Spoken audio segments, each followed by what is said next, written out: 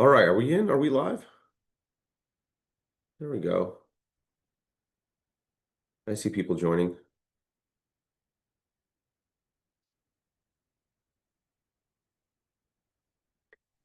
All right, people trickling in. Happy Wednesday. We're going to have a great webinar here. Lots to talk about. Tom, thank you again for doing this with me.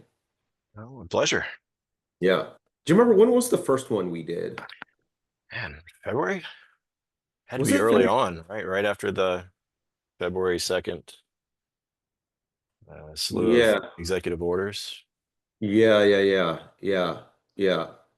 Yeah. The administration came out swinging. on a Saturday. Yeah, on Saturday. That's right. That's right. And then they had to, so they removed the de minimis for China, and then literally one business day later, Yeah. they reinstated it because all the systems were not ready, right? Yeah. And Canada Yeah. and Mexico. Yeah, all three. That's right. And then we did another one, I think, after Liberation Day. Yeah, right after April. Yep. Yep. Yep. Here we are. Here we are with Shopify. I don't know if you saw this. But Shopify released earnings today, and they're up, I don't know how much, like 16% or something like that. Wow.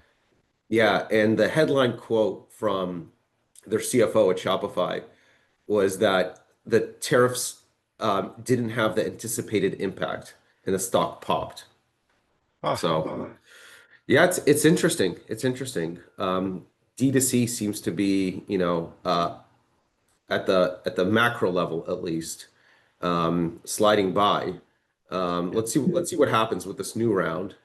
Tariffs are up. A lot of them kick in soon. We're going to talk a lot about that, but on the micro level, obviously there's some brands that are very, very impacted. Um, but Shopify, it's a major bellwether, and they're up 16%, released Mm. monster earnings, beat the streets, expectations, raised guidance, said tariffs aren't really impacting them. So, yeah, things are going pretty well, I'd say, for e-commerce. Yeah. Shopify's doing some smart things, a multi-entity single store. Totally. All right. Well, it's 8:03. Why don't we get started? Tom, you're sharing your screen right now, right? Yes. Everybody can see? Yeah. Okay. Cool. Let's do a quick intro on myself, you, and then let's get into the programming here. So, I'm the founder CEO of Passport. We're an end-to-end internationalization solution. We help brands go global. We operate on two models. One model is a cross-border model. So we'll work with you uh, or your 3PL and help you ship product US and Canada outbound. And actually, UK, we launched UK about a month ago. UK outbound to rest of world. And we have another model, which is actually very popular right now, which is helping brands that do, let's say, at least 1 million in sales in any given country, set up local operations in that country and fulfill orders locally. So we do that for UK, EU, Australia, New Zealand, Mexico. Recently, we launched that, and we do that for US now. So a lot of business. That's actually one of our most popular products right now is our US in-country enablement, mostly meant for non-US based businesses. We help them set up operations here in the US with an import of record service and a merchant of record service. With me here, I have our head of global trade, Tom Taggart. He's been with us for many years. He used to work at UPS. I'll let you give your background here, Tom. Yeah, that's it. Appreciate the invite. So I've been in the cross-border space about 20 years and also worked in public policy. So this is a great time to meld those two things together and look at how tariffs and international trade policy are impacting e-commerce. Yeah, awesome. Well, they're greatly impacting e-commerce. Last 6 months has been a very busy time for us. So why don't we kick it off with a an overview of where we're at in terms of the trade deals, because obviously with the de minimis going away, they're extra important. It's extra important to know where those deals are at with the major countries, where the numbers are at, and then let's talk about the de minimis specifically. But let's start with tariffs. Yeah, absolutely. And it looks a lot like it did on April 2nd and Liberation Day with a few numbers shifting there. We still have a 30% tariff on goods from China and Hong Kong, and that's the 10% reciprocal plus the 20% additional or fentanyl tariff. We have, of course, the big change there was de minimis going away on May 2nd for China and Hong Kong goods.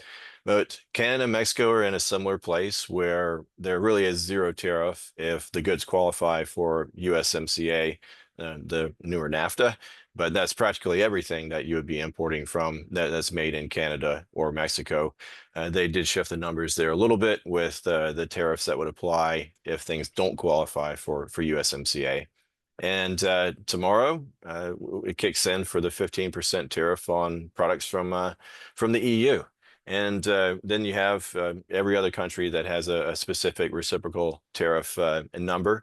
And we do have that table posted on TrumpTradeTracker.com, and a good source to follow along with what that looks like per country. Tom, for Canada, the USMCA covers mostly everything that a direct-to-consumer brand would make. Is that fair A- to say? Absolutely. Yeah. Anything you would be selling online and shipping direct to consumer should be covered under USMCA. So the scary headlines around the punitive tariffs on Canada, um, e-commerce is largely going to remain unscathed from that. This is mostly like steel, that kind of stuff, right? Yeah, yeah, steel, yeah, other commodities, right? Yeah, so e-commerce largely in the same place there. USMCA has been exempted largely from the start, so no real impact. But of course, the tariffs are based on country of origin, means where the item was actually manufactured. So if it is manufactured in Canada or Mexico, it should qualify for USMCA. Yeah, got it, got it. Our brands that have product on the Canada hit list, they're still being hit by this 25% Canada tariff on our goods. Is that right? Yes, that is right. So there is a Mhm. subset of products that are impacted that are U.S. products going into Canada, and they have a 25% surtax. And the surtax is just another term for a duty. So that means that the taxes would apply to the surtax itself. So you have a two list out there that we have linked, and by the HS code, there's an 8-digit HS code, and you can tie it back to the products that are impacted. And if they're on the list, then yes, a 25% tariff does apply to those goods that are U.S. made, shipping to Canada, and no de minimis exemption for those items. The 25% tariff or Yeah. surtax applies regardless of value. Yeah, that one sucks. Hopefully that one goes away at some point. I got a question about EU. I saw somewhere that EU is holding off reciprocal tariffs on the US until a trade deal is finalized. But that was a little confusing because I thought they announce a trade deal? Wasn't there some conclusive agreements reached last week? Yeah, it has been. There's been a lot of announcements about trade deals. They're all in varying states, and actually, next slide here we can look Hmm. at what those are. It's a mixed bag. You have dozens of trade deals that have been announced, and they're all in varying states of completion. You do have UK, EU largely has a deal in place, but there's still some room for negotiation there. EU put together a list of U.S. products that they could hit with reciprocal or retaliatory tariffs, but that's been delayed about 90 days so they can finalize the deals here. So while a lot of deals have been announced, many are in various states of completion, and some are really just, as we saw for Vietnam and Thailand and others, just a framework agreement. So lots left to finalize. the big one there, of course, is China. Uh, Trade framework deal in place, but that actually the tariff truce, as they're calling it, it lapses on August 12th. So unless that Hey Tom, extends, yeah. sorry to interrupt. It sounds like your microphone got a little staticky a second ago. I don't know if there's Any better anything. now? Or No, it still sounds a little bit robotic. It's not too bad. I could still make it out, but just if you could adjust it or something else. You gonna try yeah. again? All right. Is it? Here, Mm, why don't you take over for a second? I'll switch yeah, over. yeah, yeah, yeah, sure, sure. So there was another really interesting announcement just today. Just taking a step back, I think Trump is definitely using trade as a cudgel on his foreign policy efforts. So just today, this is maybe breaking news for a lot of people on the webinar, but he announced 25% incremental tariffs on India for buying Russian oil. And that was, India was supposed to be one of those countries that had a good relationship with US. Modi had visited the White House many times, and it looked like they were going to settle um, on a number on a trade deal that was comparable to what he had struck with Vietnam and Thailand and a few other ones, maybe 15%, 20%. But this 25%, it kind of came out of nowhere, and it's really driven by this foreign policy efforts that he has. There was also a Trump social message maybe a week or so ago about Canada's stance around the Israel-Palestine conflict and how Trump was going to tie some of that stance into how he views tariffs on Canada. So you can see this pattern with the White House. At first, when Liberation Day came out, I put out a post about these trade deals really being about revenue generation, maybe protecting U.S. workers, trying to bring back key industry into the U.S. But there's a third rail here, and it's around foreign policy, which is really interesting. And India is the latest victim of that. Let's see what ends up happening. But is that your read that India is going to get an extra 25% because of this Russian oil buying thing? Yeah, that's the news of today. Is the audio any better? Is it still Yeah, it's perfect, Tom. okay? Perfect. Yeah, All yeah. right.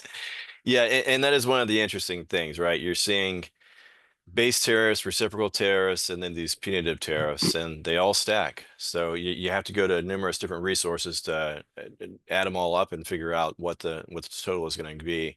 But that's where we are as of today, right? Another punitive tariff on top of Indian-made imports. Interesting. All right. Well, the headline of our webinar was about de minimis. We should talk about de minimis. Let's talk. Let's first start off just like big picture. What's the history of the de minimis? I think I'm interested. Maybe the audience is interested in it as well. Everybody already knows it went away, so that's not news. But I think if we know the history of this a little bit more and the point of the de minimis, that kind of stuff, we might get insight into whether or not the de minimis is ever going to come back under another administration, and how we should just generally think about it. So maybe you could walk us through it. It's actually pretty interesting. Yeah, it really is. And it's being positioned as a loophole or a scam, but it's been around since 1930, right? It's the Tariff Act of 1930. And the reason people refer to it as 321 or Section 321 is that's a provision in the Act of 1930 that established it. It originally started out as a dollar in 1938. The entire idea is that the amount of duties and fees that you would collect is going to be more expensive to collect them than the actual duty itself. So that's the Latin translation there for de minimis is a trivial thing. And it was designed that you're not spending more effort collecting trivial duties than you would in trying to collect them themselves. So it started out as a dollar in 1938, a number of increases over the years, 1953, 93, and then the big one, of course, the and TIFT Act of 2015. So in 2016, we saw this implemented where it increased to $800 from 200. And that drove a lot of different things. Of course, more imports into the US, low value imports. But right on the heels of that increase in 2016 to $800, you had other programs like Type 86 that allowed large air freight consolidations to be entered individually under de minimis in a very simplified way. So that really opened up de minimis imports. Those two things, the increase in the level itself, but also in the way you process de minimis entries and making it very simple. So entire industries grew out of that. We saw 3PLs in Canada and Mexico set up programs where you could move goods into those locations in bond, so they never entered the U.S. market or the Canadian or the Mexican market, never paid duties or taxes in either of those countries. And then when individual orders in the U.S. were placed, they were able to be shipped into the U.S. duty free. So great program for a lot of U.S. merchants who were importing finished products into the U.S., a way for them to reduce the impact of duties and fees. And very strong program. Of course, we saw the rapid increase. 2019, you were at 420 million de minimis shipments, and then last year 1.4 billion. Rapid 1.4 billion. increase in the number of de minimis entries and low value entries, and the majority of that, of course, was China-based products. You know, we should also probably mention fentanyl. This whole de minimis was part and parcel, no pun intended, with people abroad sneaking drugs into the postal stream, knowing that nobody's really going to check it. Yeah, it definitely allowed for easier ways to import all things into the U.S., not only legitimate finished products, but knockoffs, good counterfeit goods, dupes, and of course, Yep. drugs like fentanyl. So yeah, there were definitely some downsides to them. One of the biggest lobbying groups that was pushing for the de minimis to go away, I forget the exact acronym or what the name was, but it was something like, Mothers Against Drunk Driving. This is like Hmm. Mothers Against Fentanyl, whatever. So just bereaved family members who pointed the finger partially at this postal stream with, you've seen those photos of like a tiny little droplet of fentanyl could kill a person. So, having a package even this big could kill, 10,000 people, Yeah. So this was a major push from those organizations as well to remove the de minimis completely from really every country in the world. So next slide. So that's where we're at now, right? Yeah, that's where we're at now, and some key dates here. And going back to the point of how do you sort out like India, is it 25% or is it a different number? You do have to go to different places because it's not all inclusive. There are different executive orders that have established different tariffs. Canada is a good example of that, where most of the reciprocal tariffs are going to go into effect tomorrow, August 7th, but the reciprocal tariff for Canada, if it doesn't qualify for USMCA, actually went into effect on August 1st. So varying timelines, varying IEPA tariffs on different countries, and a number of different sources you have to go to track which ones apply and when they apply. We did see some interesting things too with HR1, the big beautiful bill. Briefly ended de minimis on for starting July 2027, but it also had an interesting provision that established civil penalties for anyone facilitating de minimis fraud. And that was really the first time that forwarders, carriers, brokers were going to be held responsible for de minimis fraud. Kind of moot point now because on August 29th, de minimis goes away for all countries. But it was an interesting step to see Congress take that action, and I think it is an indication of where things could be heading in the way of trade and customs enforcement. We have, Interesting. yeah, and the last thing there, of course, is we expect something to be worked out with an extension for China, but August 12th is the deadline for the tariff truce when that expires. So just to kind of break it down, make sure we all understand, there's two ways of shipping something into the US from abroad. There's the postal method, USPS, right? That's our local postal operator. In Canada, that's Canada Post. In China, that's China Post. In UK, that's Royal Mail. That's the postal way of shipping. And then there's the commercial way of shipping, DHL, Passport, where you have a commercial clearance of the goods. Right. And they stipulated in this de minimis announcement in the executive order that those two methods are going to be treated differently. Could you break us down?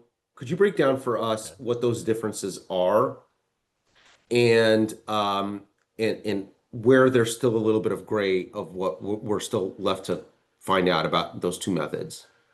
Yeah, absolutely. Very different methods. The commercial channel where you're going through a private customs broker is working directly with CBP, US Customs to clear the goods is under one system where now all shipments after August 29th will have to be entered as an informal entry or a formal entry. And informal means it's under $2,500 in value and it's not strictly regulated. It's not an anti-dumping or countervailing duties or subject to other strict regulations. And of course, formal entry, anything over 2,500 or highly regulated products would have to be entered in the stricter, more detailed method. But both of those do require a lot of information about the shipment, about the importer, about the shipper, and that's was not a requirement under the de minimis entry types, whereas just basic information.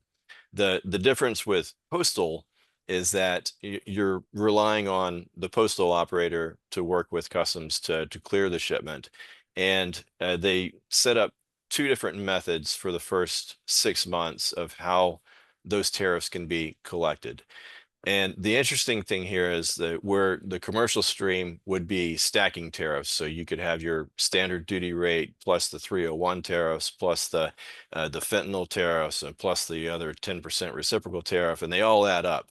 But under the postal system, it's really just going to be based on the country of origin and whatever the reciprocal tariff rate is for that country.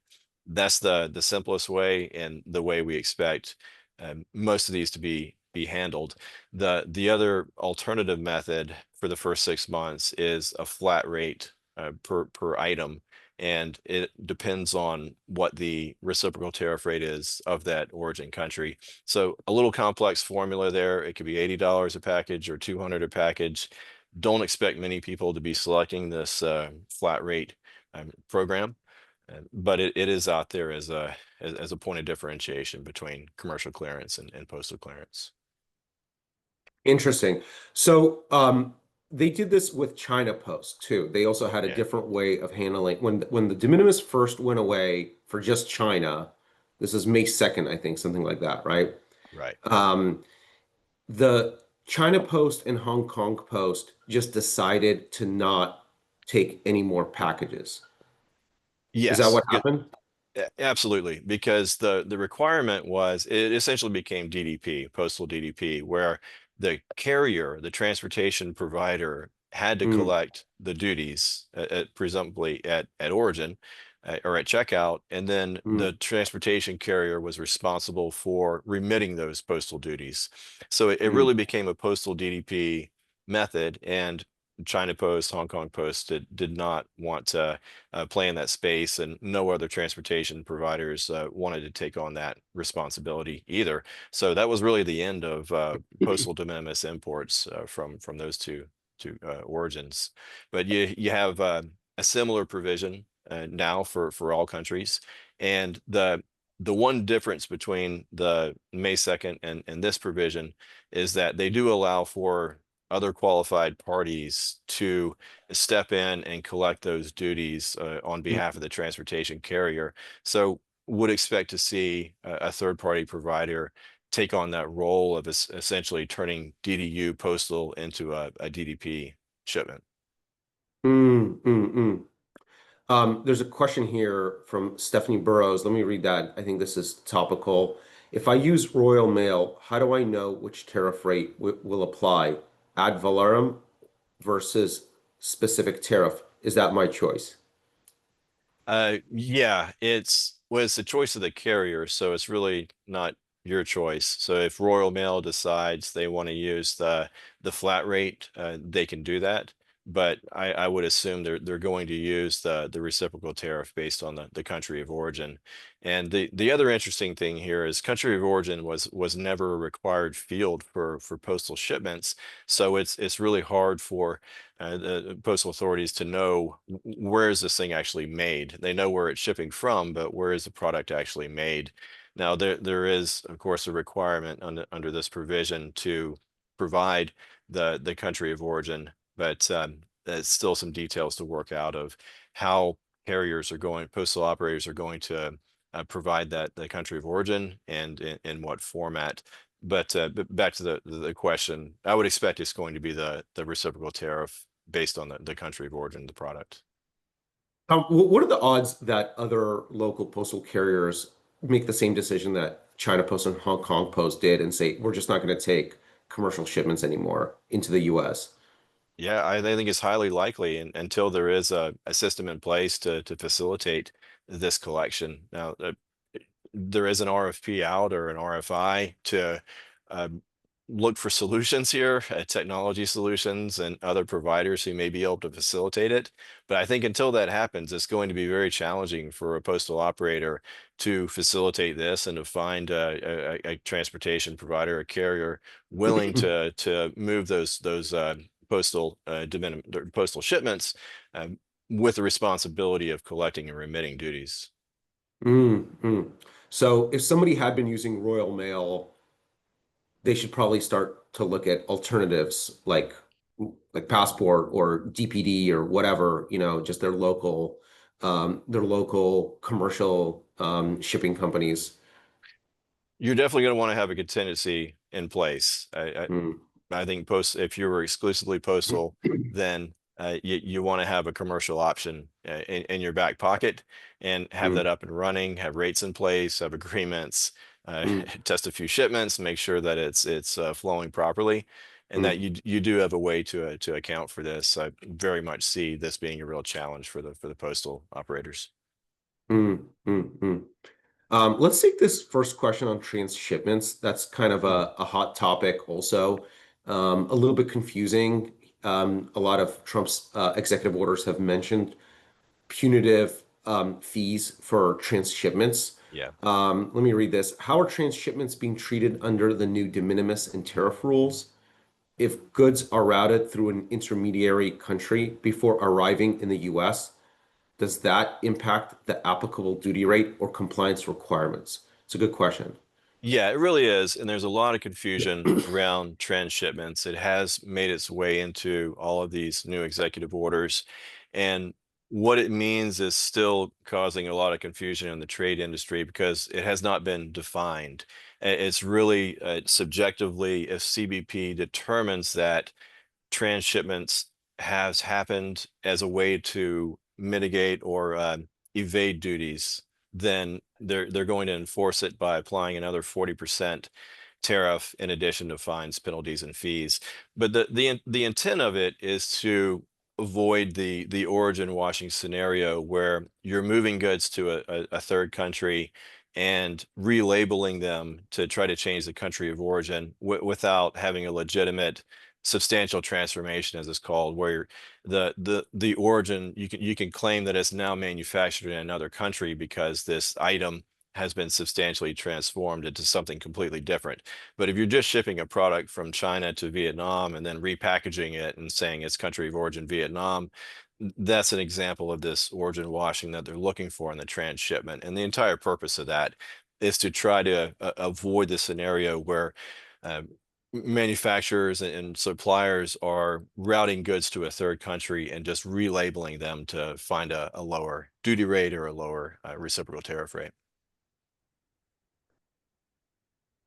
Got it. Got it.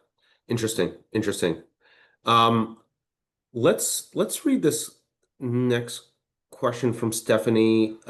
Since my items are valued under 800, Mhm. if I were to look into commercial carriers as an alternative to Royal Mail, how would I begin to know how much duty to collect for my customers if the de minimis threshold is still in place until August 29th? Yeah.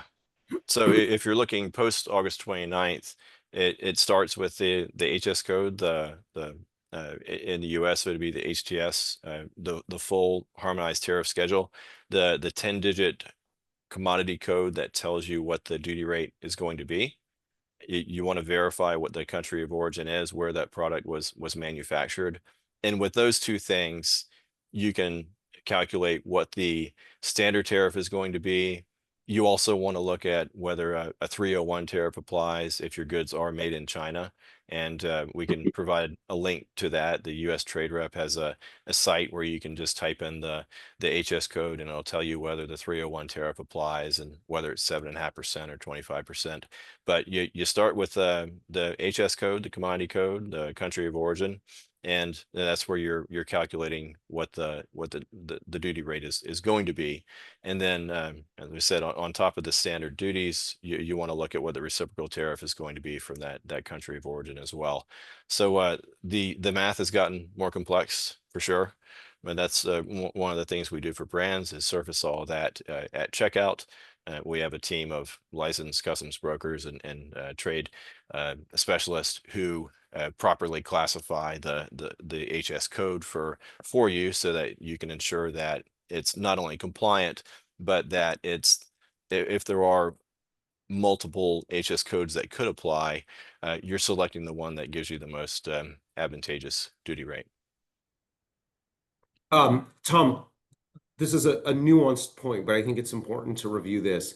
There was something about how the EU trade deal, the tariffs weren't going to be stacking, and the 15% that Yeah, the EU negotiated with Trump was going to be a ceiling yeah. versus every other negotiation in country, it was stacking. So when you hear, Mhm. 10% or something like that, that's 10% is the floor. It's not going to be any less than 10%, but there could be some, other tariffs, 301 tariffs, so forth that stack on top of it. So the Right. end number could end up being, 25% or 30%.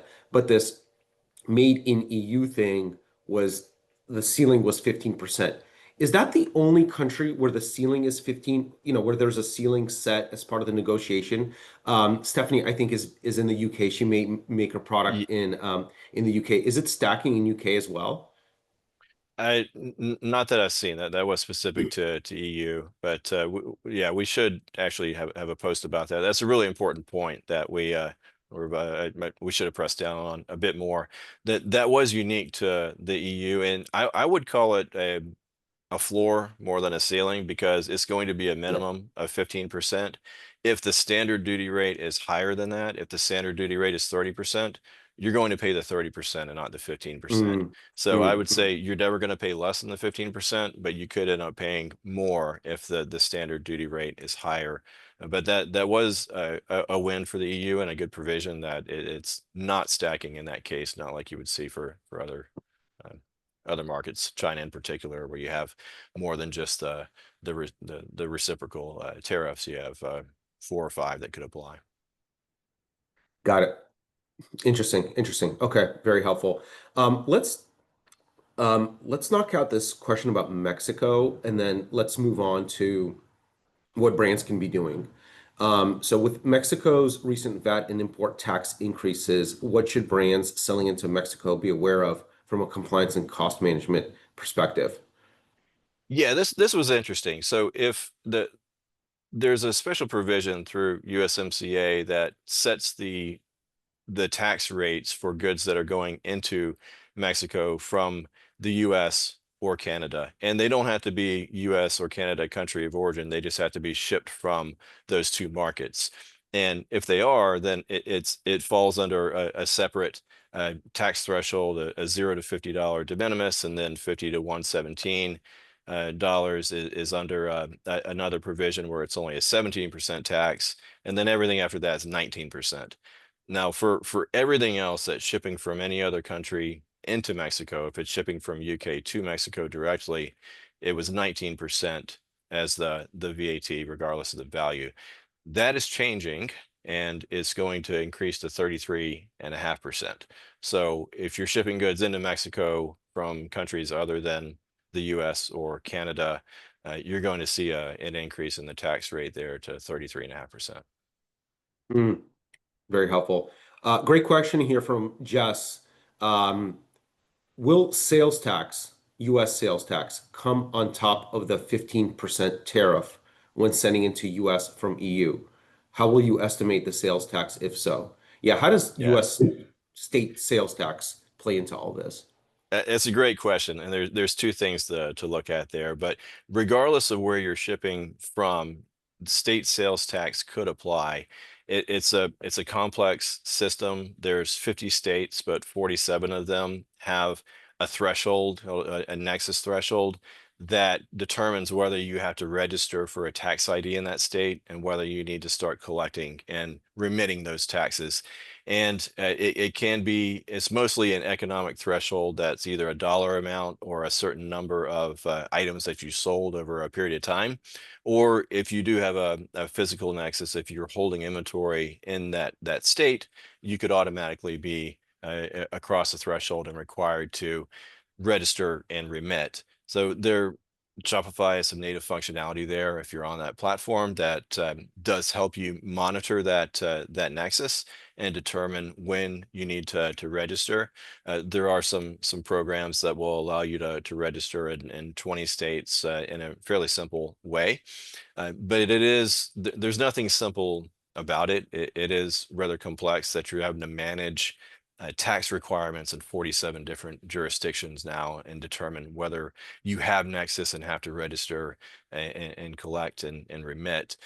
So there's that. And if you are holding inventory in the US and you want to set that up on your own where you want to be the importer and have a US entity and you want to be your own merchant and bank account, then you may also have a corporate income tax liability there, a federal tax component, and a lot of detail that goes into it. That could be a whole nother webinar in itself of whether you do have to submit a return, or whether you owe taxes, or whether you have a reciprocal agreement with your home country that you don't actually have to pay U.S. federal tax, but you can reclaim it.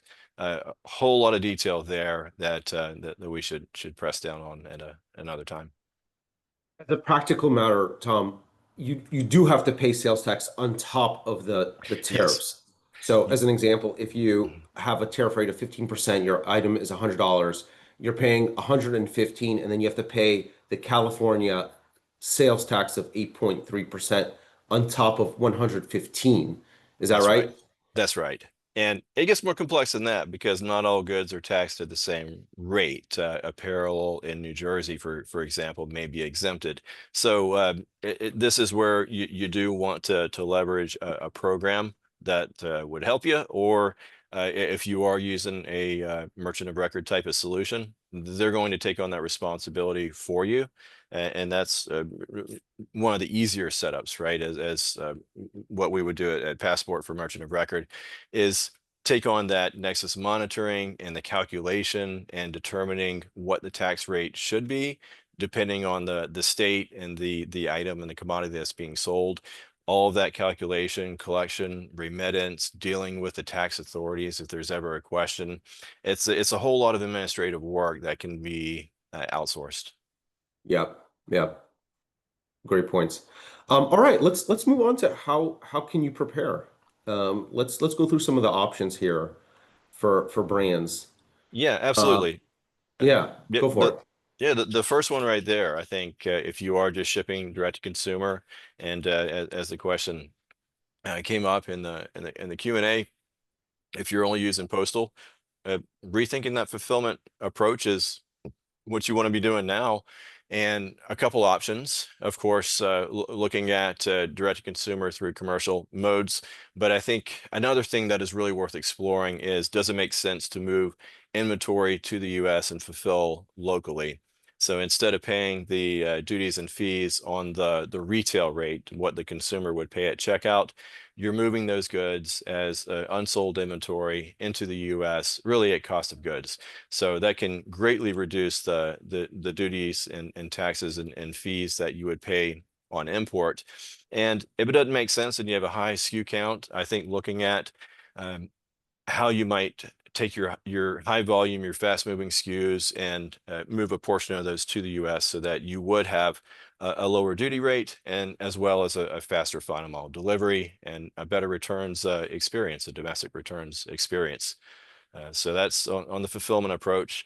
A number of aspects to that, but definitely worth exploring is that in-country fulfillment, in-country enablement model. Let's pause on this valuation question.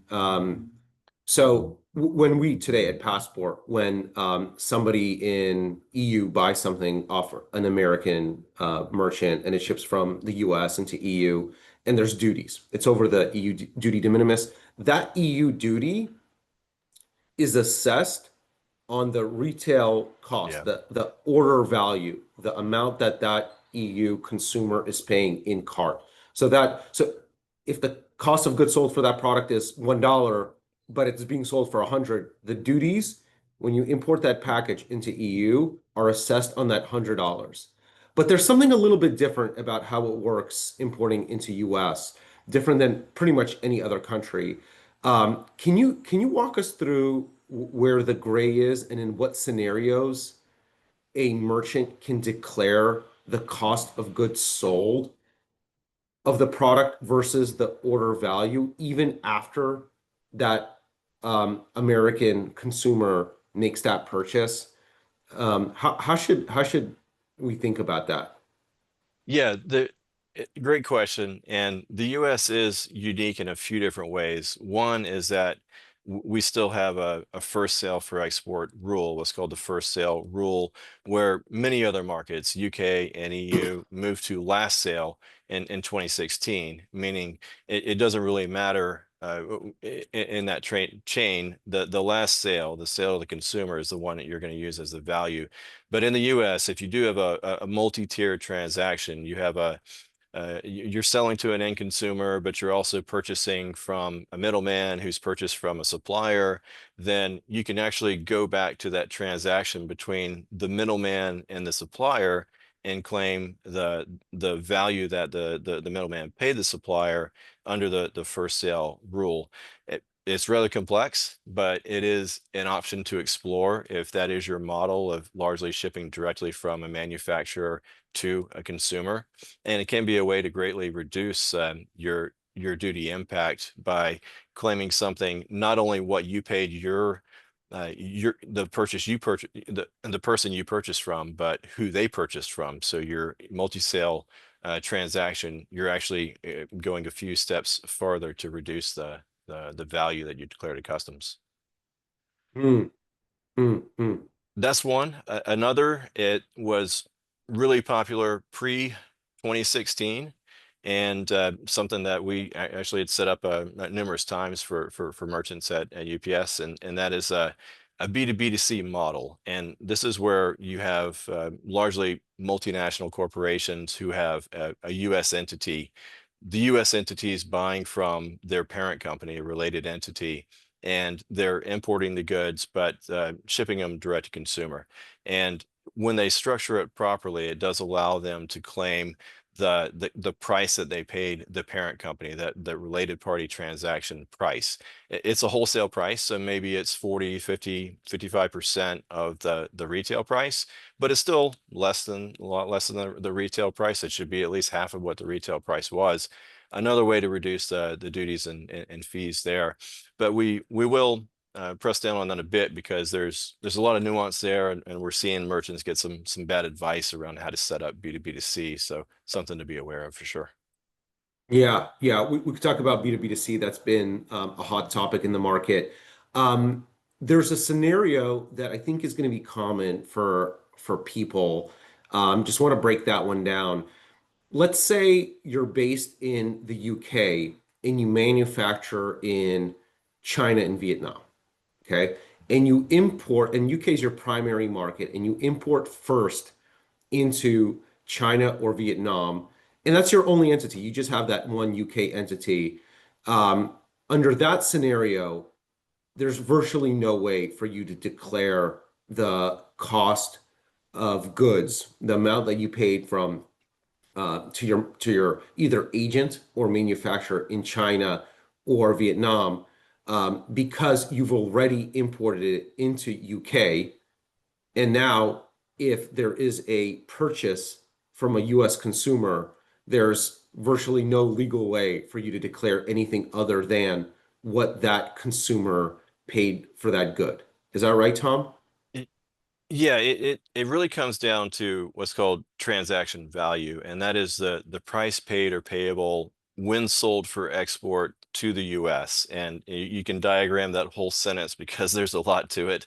But the when sold for export is the key thing, because if it's already, if you've purchased it and that was the transaction purchase from the supplier in China, but then you moved it to the UK, the sale for export to the US is going to be that sale to the end consumer, and that's what they would look for as a transaction value. Got it. That's going to be a pretty common scenario. How about, let's say, I think this is Stephanie's scenario here, and she wrote here, sorry if I'm misunderstanding, does that mean I can claim the price I paid to produce the item on the customs form? So let's say Stephanie manufactures in UK, not in China or Vietnam. She manufactures in UK. Can she declare the amount that she's paying to her manufacturer? And if yes, how does she do that legally? How does that work? Yeah, there's a lot to it, and I, it's a larger explanation. Actually, I'm happy to connect with you on this and really walk through it.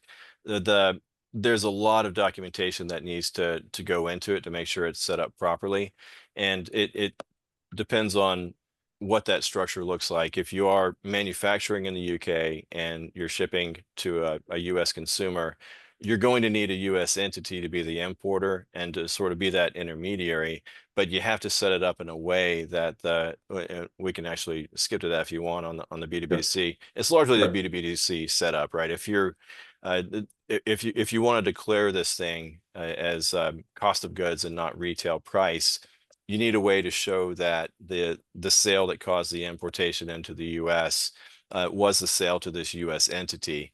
And just to go back to this, the challenge we're seeing is that this is an established model. This is something that retailers have done for many years. Fell out of favor for 10 years when de minimis was 800 and you had type 86, but it's coming back around as a way to reduce duties. The challenge is what we're seeing providers say is just set up a US entity, an LLC, go online, go to a company's formation, get the thing set up for $500 overnight, and then you're off and running. You can claim a sale, a value for customs that's 20% of the retail price. And those things are absolutely not possible. To set up a compliant B2B solution that's going to pass an audit, you're really going to have a true U.S. entity, not just a paper-based LLC with no substance.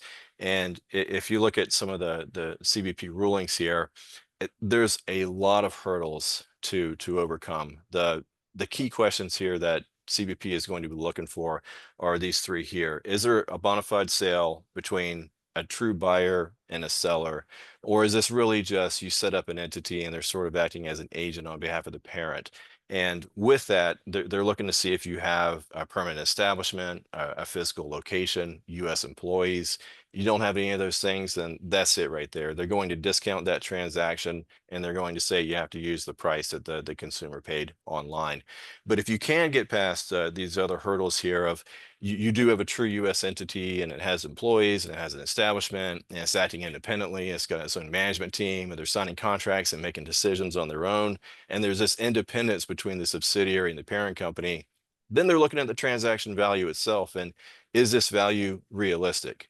I just saying 20% of retail is what I'm going to declare. Absolutely not. That's in no way compliant, and I'd expect that to get thrown out immediately. 45%, 50%, 55 might be realistic. It's really what the value is that you would sell to an unrelated reseller. And I don't think anyone's selling, even if you're selling to Walmart or Amazon at 20% of your retail, that's leaving a lot of margin on the table for a resale transaction. But then if you pass the hurdle of your valuation checks out and it's deemed to be appropriate, you still have to have all the documentation in place. And a surprising number of customs rulings point to this, where the setup was legitimate, the price was legitimate, but they just did not have the documentations to support it. They could not show that every one of those transactions tied to a particular payment. And in those cases, that's where customs disregarded that transaction between the parent and the subsidiary and went back to what the consumer paid at checkout. So there is a way to set this up in a compliant fashion. It's very difficult for small, mid-sized merchants who do not have a U.S. entity and a fully established entity to pull it off, though. So if you're getting sold on a solution that this is a silver bullet, just set up a U.S. entity online, takes a couple hours, and then you're off and running. You're going to save 80% on your duties and taxes. Absolutely not. It's going to be the same result as just undervaluing the goods by 80%. It's never going to hold up. And I mean, just realistically speaking, the government wants to collect as much revenue as possible, and they will do everything that they possibly can to ensure that they're collecting the maximum amount. And the default is the final transaction that the U.S. consumer paid. There's some very sophisticated organizations that are able to get expensive lawyers and consultants like Deloitte to come in and set this up the proper way. So there is a way, but it's not for the faint of heart, and it's a pretty expensive structure. The worst case scenario would be you're under collecting from your end consumer, you're underpaying, and then you get hit with this bill down the road, 2, 3 years later, whatever it is. So that's something that Yeah, we've been, warning customers about, that there really is no silver bullet here, that it's a risk to just rely on a flimsy corporate structure like this that doesn't have a bona fide entity in the US, like Tom was saying, yeah, with like employees and real revenue running through it. Like Nike could get away with it, not get away right. with it, but Nike can do it in a legit way. But small D2C merchants, it's highly unlikely that they would fall under this structure. With that said, we're not lawyers. Tom's a customs broker, so he has that designation at least. But this is definitely something to discuss with a trade attorney if the U.S. is a very Absolutely. important country for you. There's a great question here from Richard Nelson about the first sale rule. Won't your middleman need to disclose to you what they paid their supplier? Absolutely. Yeah. Yeah.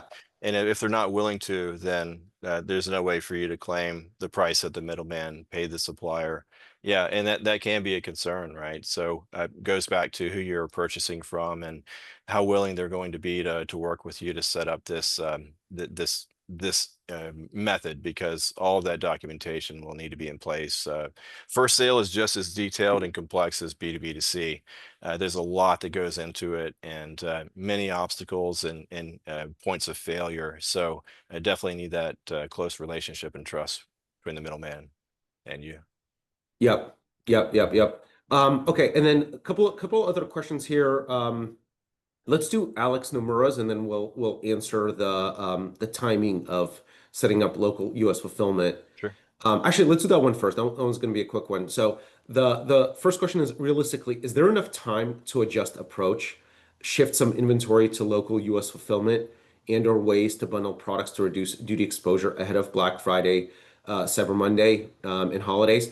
I think the answer is yes. I mean, Yeah. first of all, um, you could put things on air freight. Air freight, you could get inventory into a Mhm. U.S. warehouse, into a U.S. 3PL within a couple of weeks. It's really these U.S. 3PLs, they're ready for this. Like, they saw this from a mile away. They were ready when the Chinese de minimis went away, and they were able to take on a lot of business very quickly. Obviously, you need to talk to the right people at the 3PL and make sure that this is a 3PL that has warehouse space and they're not wasting your time. And they could get you an answer pretty quickly. There's some 3PLs that are just like they're ready to go for this specific scenario. Reach out to me personally, and I'll connect you to the right people. So if anybody's Yeah. looking for a 3PL in the US, email me at alex@passportglobal.com, and I'll introduce you to the right person and they'll move quickly. If I send them a lead, they're going to move quickly. So yeah, I think that I wouldn't say there's plenty of time, but there's enough time to be set up, ready to go. I'd say even by August 29th. Not ocean freight, obviously that would take us into mid-September at this point. But there is enough time at this point to get things set up. So that's that first question. Next question here is from Alex. As an SME based in Japan, would it be possible to establish a B2B2C scheme without having an entity in the US? Would a FIOR work? Under what circumstances um, does it not make sense to establish a Yeah. B2B2C model, shipping volume, company size SKU? What workarounds are there to reduce tariffs in this situation? Yeah, and we should clarify, B2B2C means different things to different people for sure. Some use it just to explain like an Amazon FBA where you're moving inventory in country and then fulfilling locally. But in this particular model, you do have to have a US entity as a purchaser because that you need to show that going back to the transaction value, there's a sale that caused the exportation to the US and it's not the sale to the end consumer. And that doesn't work if you don't have a US entity. There's no way to say that there was a purchase that occurred that caused the sale other than the one that to the consumer. But the US is different in that way as well, where non-resident importer is a thing, or as you described there, a foreign importer of record. You can get set up as an importer of record without having a US entity. And those are different things, right? You can have the ability to import goods into the US, but what customs is looking for in B2B2C is that there's a buyer. And for you to be a buyer, you have to be established in the US. So it would be very challenging to set up. Now, there are other models out there. There are providers that are setting up similar solutions where you're moving many packages that have been sold to many consumers and you're consolidating them into a single customs entry. Now, varying degrees of compliance there, I will say that we've seen. So proceed cautiously. There are other models out there that are similar that could help you reduce your duties paid on import. But for B2B2C, you really do need to have a US entity to be the buyer. All right. Well, we're almost at time. This has been so informational, Tom. Thank you so much for doing this with me. For those who are interested in setting up U.S. fulfillment, that's probably your best shot at reducing your tariff liability, and also making you more competitive on transit time and everything else. Yeah. We have a turnkey solution. We're ready to go. We've been preparing for this moment for really a year at this point. So reach out to me personally, alex@passportglobal.com, and we'll help you find a 3PL. We'll help you set up a local U.S. entity here in the U.S. In a turnkey way. It's really a great solution. And yeah, good luck. Happy selling, everybody. Thank you for joining the webinar. We'll call it a day. Okay. Thanks. Thank you.